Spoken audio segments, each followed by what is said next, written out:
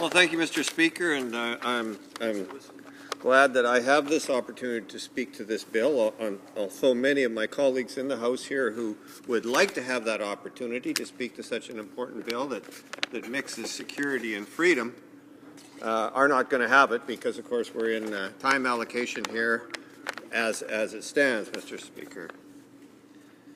Mr. Speaker, Bill C-51, I think it's making it very clear that the Prime Minister meant what he said when he said, "You won't recognize Canada when I get through with it." The party of one will make sure that this country is not the same after his reign is finished. And with this bill, C-51, we won't recognize Canada when the bill is used for many years. We won't recognize what this bill can do to Canada. We won't recognize that today when we stand up and speak about a couple of jihadist threats that have potentially have occurred in Canada. When we put this bill out in that regard, we won't recognize what the result of the bill will do to Canada, because the result of the bill will come in the actions of CSIS over many years as they take these new powers that they have to work in Canadian society, and as well through the last bill, C-44, in various ways abroad to change the very nature of Canadian society. This Conservative Prime Minister has demonstrated time and again that disagreement is not something that he tolerates, that he understands, that he expresses. In fact, we've had statements calling environmentalists eco-terrorists coming from the Public Safety Minister Vic Taves in 2012. We've seen the present Finance Minister in his time as Natural Resources Minister make basically the same kind of remarks. So what we see in this world where we know we have to balance environment and economy, where those questions require debate, disagreement, sometimes civil confrontation, many times civil confrontation. Now there's going to be a new set of rules. And to think that that type of interaction in any way can be a threat to national security, when we talk about how we're balancing what we do in this country between environment and economy. But quite clearly, that's played out in this bill. That is underlying this bill. This bill will likely create even greater divisions and alienation in our society than exists now. That's generally what happens when you create a situation with more authoritarian behavior in a society, with more secretive behavior in a society, with more opportunities for collusion under the law to take out the people that you don't like, the people that you think somehow are a threat to Canada. When one views this government's actions, words towards those that are concerned with the environment, it is understandable why many Canadians are starting to speak up on C-51. Yes, the initial polls showed a lot of Canadians like the idea of security against terrorism. But did they understand what was in this bill? And are the Conservatives allowing them to understand what's in this bill by continuing this debate in the House of Commons? No, they're not. They're closing it down because they know darn well as this debate continues and as these things come out that they will ask for a better bill. They will ask for better understanding of the nature of what the Conservatives are proposing here. To be specific about Bill C-51, it threatens our way of life by asking Canadians to choose between their security and their freedoms. It asks Canadians to choose. But they don't actually ask Canadians, they just simply put this bill out. And they push it through closure, and we're going to see it go through committee with very little time, and that's what's going to happen. A bill like this should take time. We should be at it for months, maybe a year, getting this bill right. We don't have any rush. You know, after Air India, we didn't change anything for many years. We didn't have great significant problems. We're not having great significant problems today. C-51 was not developed in consultation with other parties. That's very much the case.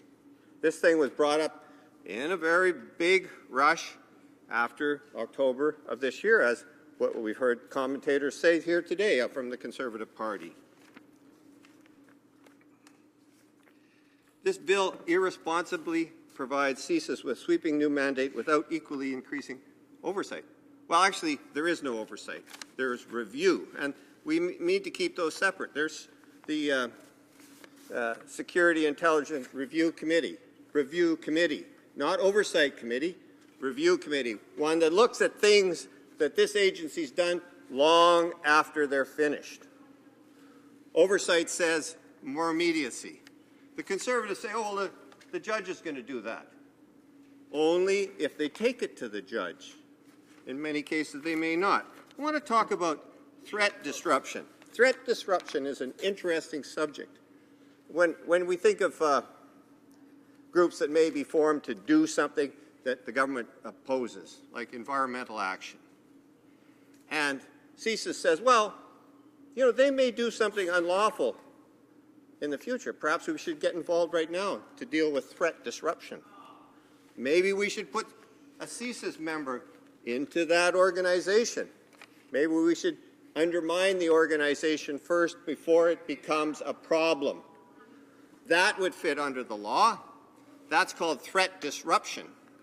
Who chooses, if you disrupt something before the unlawful attack is, or unlawful action is taken, how can anybody prove that it was an unlawful action? So this works both ways. We can disrupt people now because we think in the future they may do something wrong. This bill doesn't provide anything to make our society work better. This bill doesn't do anything to build community, to build understanding. Absolutely nothing, Mr. Speaker. It's all secretive. It's all behind the scenes.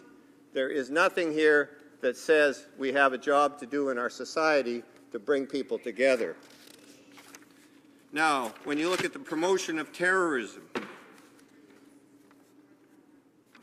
how can we judge that? How can we judge the promotion of terrorism? What is incitement to terrorism? Is it somebody saying, my son or daughter has been injured, I am angry about this, I don't like what the government's done? Is that incitement to terrorism? What is it that you're suggesting in this? Well, quite obviously, you've made this bill, the government has made this bill so large that it simply can't answer those questions today. And how are we going to answer them in the future? Only through the actions of what happens here. Now, if we have oversight by parliamentarians, we may have a chance to control some of this bill going forward. If we don't, then we rely on the individuals, non-elected individuals, to determine what this bill does.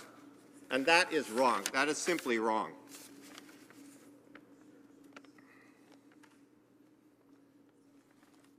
Why don't we deal with this in a better fashion than we're proposing, what the government has proposed to do? Why did we go in this direction?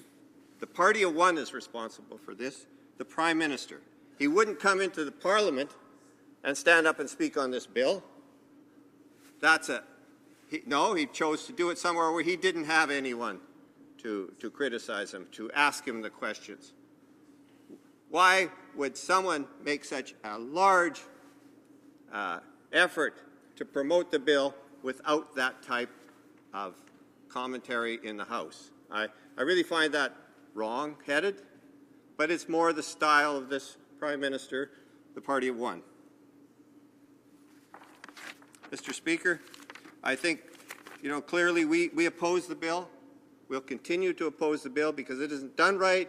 It's not going to protect Canadians. It'll affect, in the future, we don't understand exactly how it will affect their rights, but it will do that without the proper oversight of parliamentarians. Thank you very much.